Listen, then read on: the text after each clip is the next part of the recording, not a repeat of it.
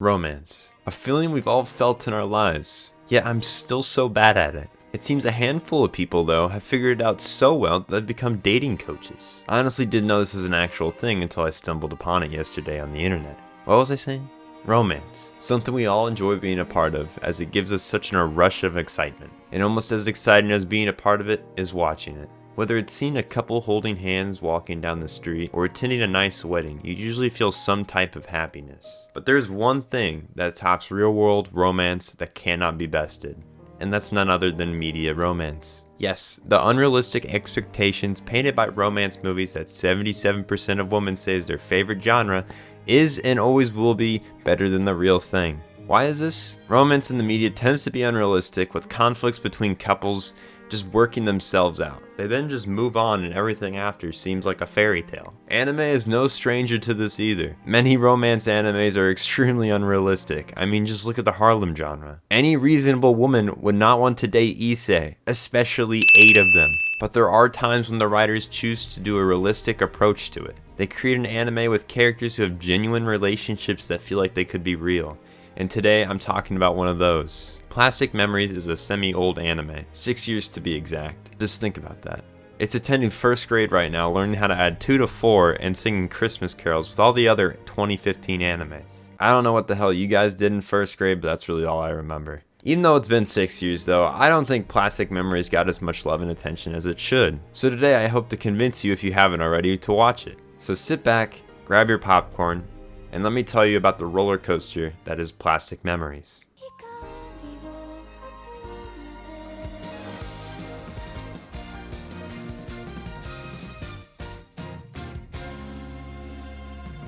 The beginning of the show starts off setting the scene in a futuristic city as Tsukasa, our main character, races to the elevator. Here he states a very thought-provoking question. もし自分の命の時間があらかじめ決まっていたとしたら、俺ならどう受け止めるだろう? After thinking this to himself, he then turns around to see a girl standing in the elevator with him, looking out the window, and we can see that she is crying.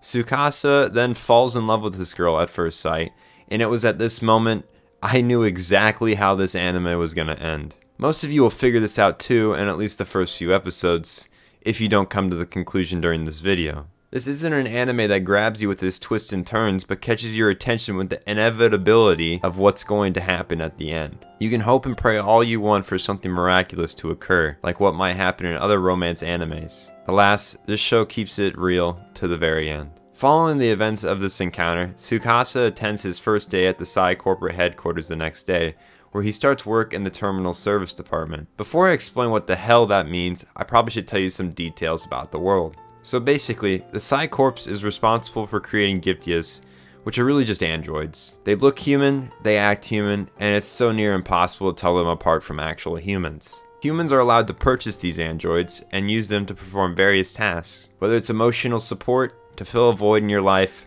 or help you with the job, there are an infinite amount of reasons to have a Giftia. Giftias also range in age and gender, meaning you can have a kid Giftia or a full-grown one. The choices are endless. There are a few things that make them different from humans though. They do not need to eat or drink. They can help people feel safe and happy a lot better than humans can, because they have slim to no imperfections. The most important thing to note though, is that Giftias only have a 9-year and 4-month lifespan. After that time's up, the Giftia's personalities and memories start to malfunction as it runs out of space to store new information and memories. This leads to Giftias losing their memories and personalities and becoming violent. That's where the terminal service comes in. They collect the Giftias on the day of their expiration date and shut them down for good. It may sound easy on paper, but it is so much harder than it sounds. Think about it. For 9 years and 4 months, the person who owns the Giftia has become attached to it. They're having to say goodbye to a loved one who they've spent over 9 years with for good, which can be a really hard thing to do. And that's really the beautiful message of the show. It paints a picture of what it's like to lose someone you love and how much it can really hurt. You might be thinking though, how can someone get attached to a robot?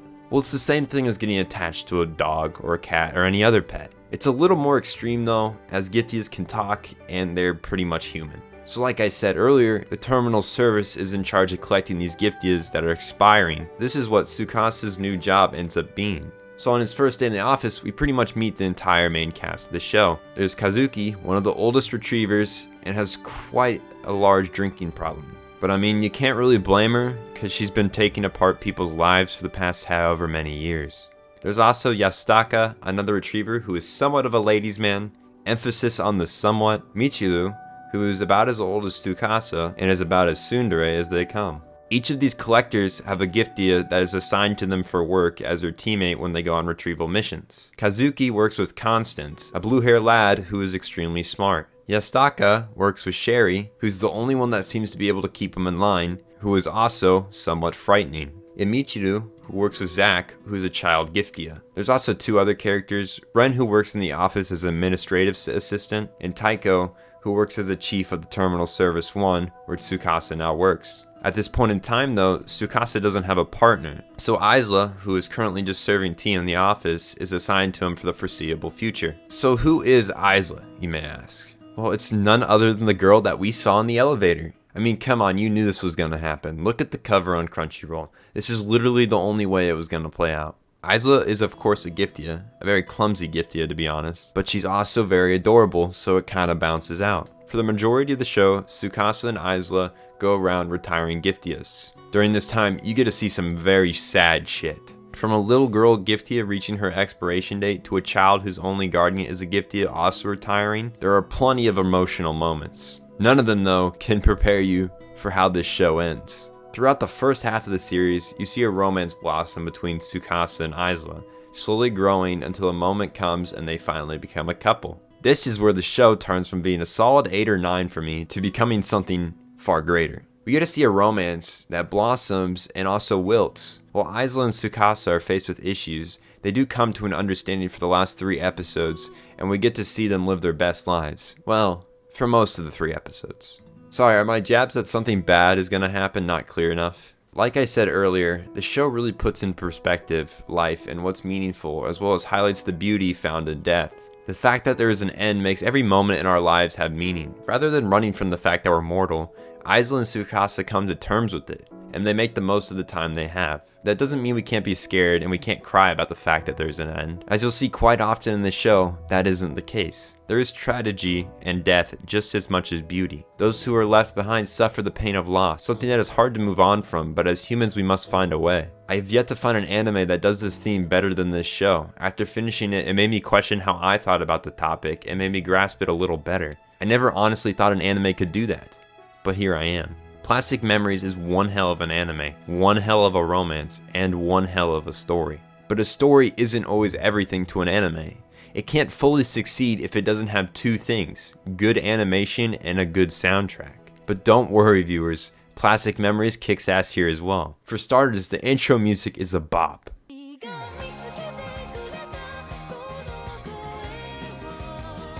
But even better than the opening is the ending.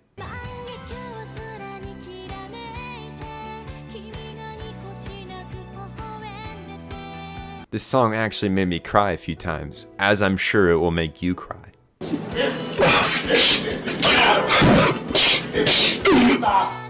The rest of the soundtrack is on the same levels of every other good romance anime. By no means is it something that stands out, but it does not lack in the slightest. So while it doesn't get any points from me there, it also has none taken away. The animation, on the other hand, is pretty damn good. I honestly wish I could understand Japanese better so I didn't have to read the subtitles and could focus more on the animation, but that just isn't the case for me right now. Even better is the character animation. I mean, look at these characters when they cry. It carries weight and looks real thanks to the artist, and not like someone is just sweating from their eyeballs. I'm looking at you, Rock Lee. So high five to the artist for that. Good job, guys. Now finally, it's time to answer the question, should you watch it? If you couldn't tell from how I've been talking about the anime up to this point, it's a yes. It's a definite yes. Hell, stop watching this video right now and go watch it. Just make sure you have some tissues beforehand. You're gonna need them. I'm dead serious. This will make you cry. The show's only 13 episodes long, so it's not a huge time commitment, especially for any of you who have watched One Piece. If you can get through that, you can get through this. It also carries that strong and meaningful message I was talking about that really punches it home for me and makes me love the show even more.